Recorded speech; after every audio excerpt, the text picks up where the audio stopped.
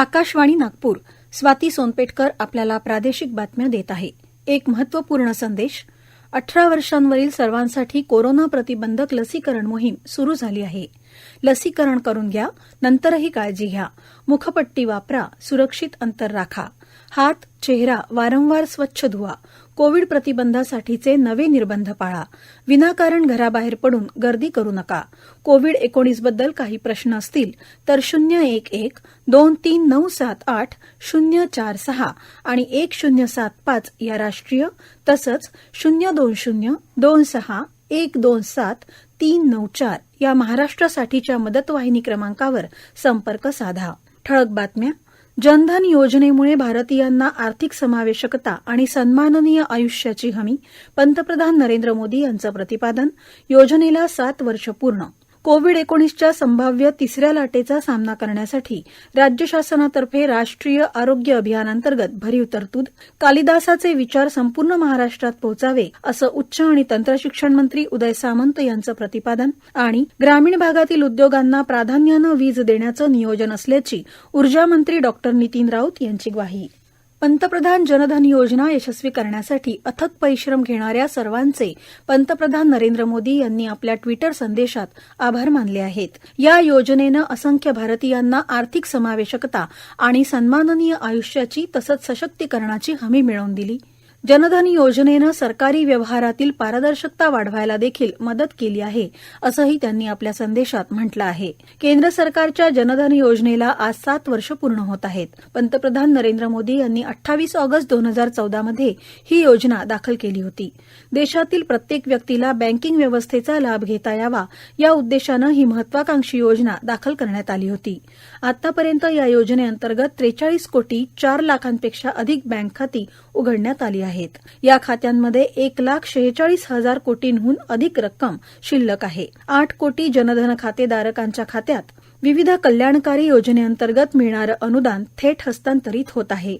फक्त 7 वर्षांच्या कालावधीत प्रधानमंत्री जनधन योजनेनं घडवून आणलेली स्थित्यंतरं आणि दिशादर्शक परिवर्तन यामुळे देशातल्या प्रत्येकापर्यंत आर्थिक सेवा पोहोचवण्यासाठी ही योजना सक्षम झाली आहे, असं केंद्रीय अर्थमंत्री निर्मला सीतारामन यांनी म्हटलं आहे.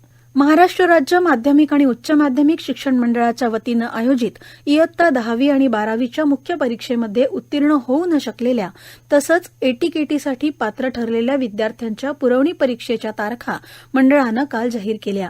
यानुसार येत्या 22 सप्टेंबर ते 8 ऑक्टोबर दरम्यान इयत्ता 10वीची तर 16 सप्टेंबर ते 11 ऑक्टोबरपर्यंत इयत्ता 12वीची सर्वसाधारण तसंच व्यवसाय अभ्यासक्रमांची लेखी पुरवणी परीक्षा होणार आहे.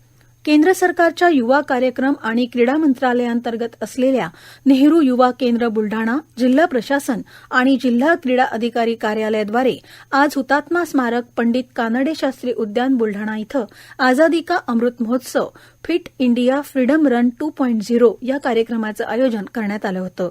या कार्यक्रमासाठी प्रमुख अतिथी म्हणून बुलढाणा मतदारसंघाचे आमदार संजय गायकवाड आणि इतर मान्यवर उपस्थित होते. कार्यक्रमाच्या सुरुवातीला हुतात्मा स्मारकाला पुष्पचक्र अर्पण करून स्वातंत्र्यासाठी बलिदान दिलेल्या शहीदांना श्रद्धांजली देण्यात आली.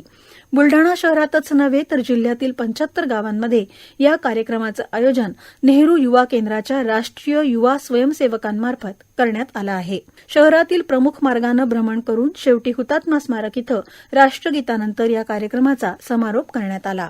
केंद्रीय मंत्री नितीन गडकरी यांच्या नेतृत्वात सिमेंट रोड निर्मितीचा महत्वपूर्ण निर्णय घेण्यात आला असून या निर्णयाचे अनेक फायदे आज दिसून येत आहेत. डांबरी रोडवर पावसाळ्यात पडणारे खड्डे, रस्त्यांची दुरावस्था अशी कुठलीही तक्रार सिमेंट काँक्रीटच्या रस्त्यांबाबत नाही. रस्त्यांवरील खड्डे बुजवणे आणि डागडुजीसाठी लागणारा खर्चही आता कमी झाला.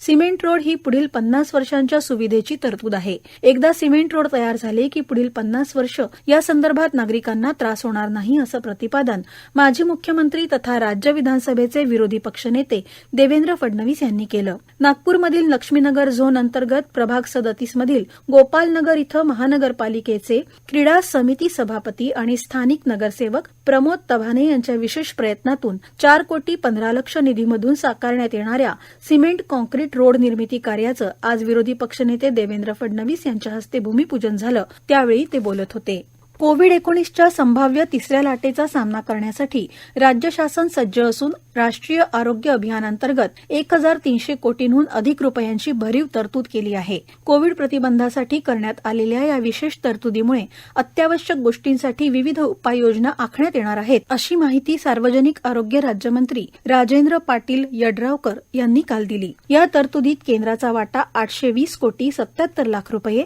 तर राज्य शासनाचा वाटा 547 कोटी 18 लाख रुपये आहे, असं ते म्हणाले. या निधीतून कुशल अकुशल मनुष्यबळ, अत्यावश्यक औषधं, यंत्रसामग्री, कोविड चाचणीसाठी आवश्यक किट्स, लहान मुलं आणि नवजात शिशूंसाठी अतिदक्षता कक्षाची स्थापना, ऑक्सिजनची मुबलक उपलब्धता, ऑक्सिजन सुविधेच्या खाटा सुसज्ज ठेवण्याबरोबरच टेलिमेडिसिनची सुविधा उपलब्ध करून देण्यात येत आहेत. लहान मुलं, नवजात शिशूंसाठी राज्यातील जिल्हा रुग्णालयं, वैद्यकीय महाविद्यालयांशी संलग्न असलेल्या 21 रुग्णालयांमध्ये 32 खाटांचे अतिदक्षता कक्षही उभारण्यात येत आहेत, अशी माहिती यड्रावकर यांनी दिली. या प्रादेशिक बातम्या आपण आकाशवाणीच्या नागपूर केंद्रावरून ऐकत आहात.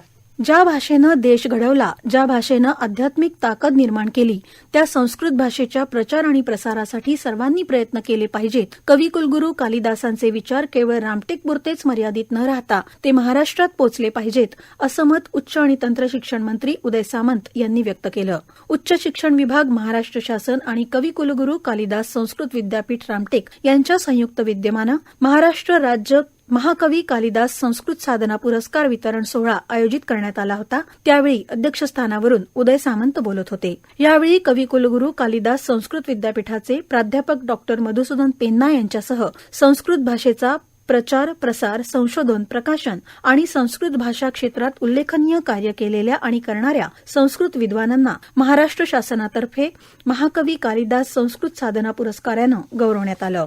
महाविद्यालयीन विद्यार्थ्यांना संस्कृत भाषेची आवड निर्माण होण्यासाठी तसंच भाषेच्या प्रचारास चालना देण्यासाठी डॉक्टर श्रीकांत जिचकार वक्तृत्व स्पर्धेचं राज्यातील 13 विद्यापीठांमध्ये विद्यापीठ स्तरावर आयोजन केलं जाणार असून गुणवंत विद्यार्थ्यांना बक्षिसं देण्यात येतील, अशी माहिती उदय सामंत यांनी आज नागपूरमध्ये पत्रकार परिषदेत दिली. मराठी भाषेचं विद्यापीठ स्थापन करता यावं यासाठी समिती गठीत झाली असून या विद्यापीठाची मागणी पूर्ण करू, असंही त्यांनी सांगितलं. नागपूरच्या इन्स्टिट्यूट ऑफ सायन्स फॉरेन्सिक संस्था यांना जिल्हा नियोजन निधीतून निधी देऊ, अशी माहितीही सामंत यांनी यावेळी दिली.